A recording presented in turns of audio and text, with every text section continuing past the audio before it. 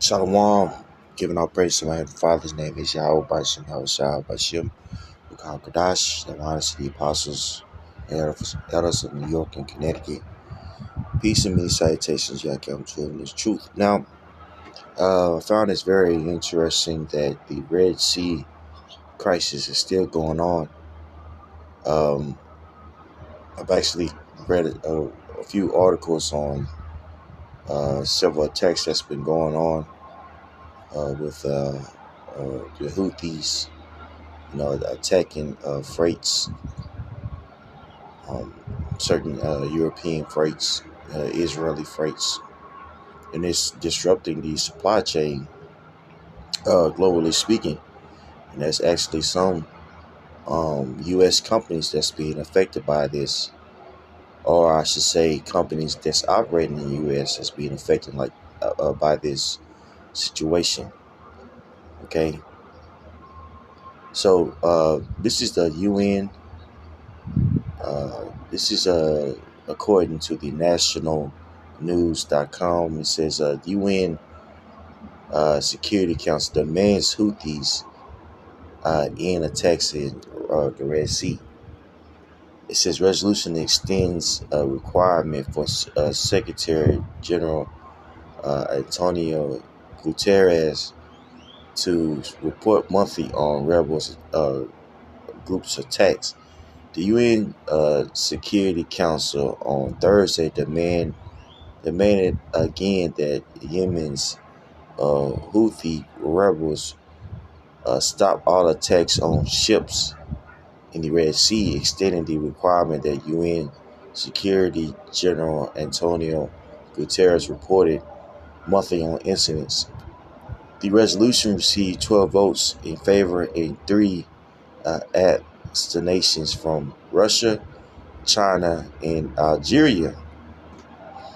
Okay, so you have it to where, you know, the United Nations are trying to, vote to stop the conflict, but you have Russia, China, and Nigeria saying no, let them continue. In which we know that the Houthis are Iranian, it's an Iranian-backed proxy army. Okay, and what's interesting is, you got the situation going on in the Red Sea, and you have Israel actually saying that they are going to attack Hezbollah head on, which is a group that's in Lebanon, but I believe they're backed by Iran also. So these proxy armies, or these proxy wars, getting more and more hot, and bigger players, are starting to become a part of this war. Okay.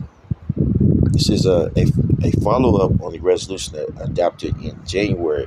The measure comes as the Iran-backed Houthis continue to threaten maritime traffic in the Red Sea, the Gulf of Aden, and the border Indian Ocean, despite sustained U.S.-led retaliatory strikes in Yemen. The council repeated its demand that the group would immediately cease all attacks against merchants and commercial ships, and release the Galaxy Leader and its crew. The Galaxy Leader is a Japan-operated vessel affiliated with an Israeli businessman. The Iran-backed Houthis seized the ship in November. So not only, there's been attacks going on, but, you got the Houthis that have extra hostages, and these hostages are, allies to Israel. So, this seems like a very hot war, that's going to continue, until we know that, a bigger war is going to commence. It says the Houthis maintain that their attacks are forced on ships linked to Israel, the U.S., and the U.K., and are being carried out in solidarity with Palestinians amid the war in Gaza. But many of the ships attacked have little or no connection to the conflict, with some of them even bound for Iran. Many vessels have since apt to avoid the Red Sea route to the Suez Canal, taking the longer journey around the southern tip of Africa instead. Okay, the Security Council text emphasizes the need to address the root causes, including the conflict contributing to regional tension and the disruption of maritime security in order to ensure a prompt, efficient, and effective response. Russell Wood, U.S. Deputy Ambassador to the UN, condemned the continuous attacks on ships in the Red Sea and those countries supplying weapons to for the assaults. Which both parties are doing this. Both parties are funding these proxy armies to attack, you know, uh, one another. A case in point with the whole Iran, Ukraine situation. Well, who's back in Ukraine, or the U.S.?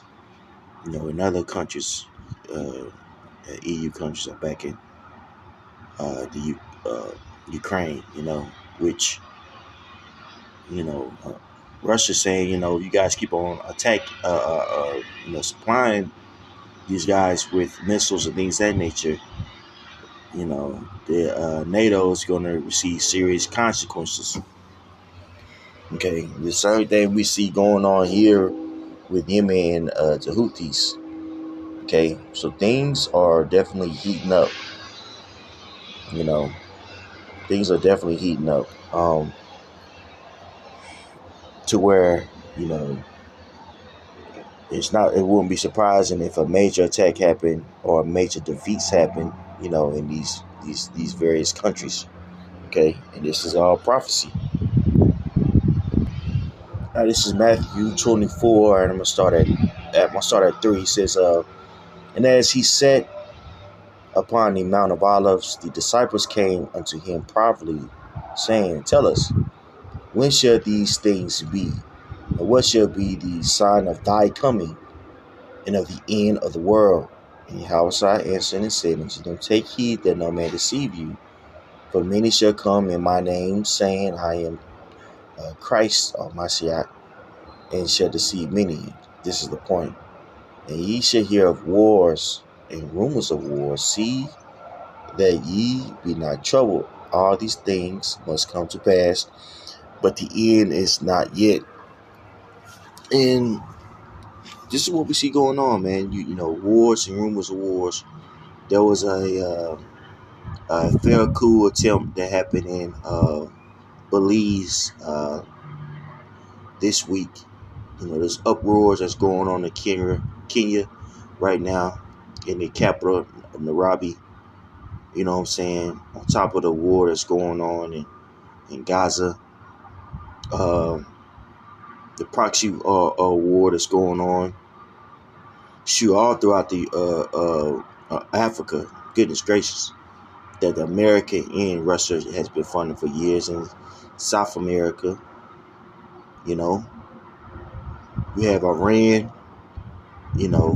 funding proxy armies to fight against Israel and its supply chain. So it's a lot going on. All these things is said to happen. It's very interesting how there's no sense of urgency in you Americans. You over here watching the balloon pop dating show, or whatever you call it. Being entertained, being philosophical behind dating and the dating sphere and how to date and all this crap. Talking about nonsense, and all hell is breaking loose in other places, man. This is how we know that the day of the Lord is going to be a thief in the night for a lot of people. A lot of people are going to get caught out there. Okay? Because a lot of people are caught up in madness and stupidity. All right? Madness and stupidity, man. This is all you see. So, Most High is going to judge. Most High is judging, so we got to keep our head on the swivel. All right? We got to keep our head on the swivel and understand what times that we are living in. Okay? We jump down to verse 36, Matthew 24 and 36. But of the day and hour knoweth no man, no not the angels of heaven, but my Father only. But as the days of Noah were, so shall also the coming of the Son of Man be. For as in the days that were before the flood, they were eating and drinking, marrying and giving in marriage, until the day that Noah entered into that ark, and knew not until the flood came and took them away, so shall the coming of the Son of Man be. This is where it's going to be. There's going to be a day in which all of us understand that it's not going to go back to normal. And we're looking for that day. Conversely, the people in the world, they're looking for comfort.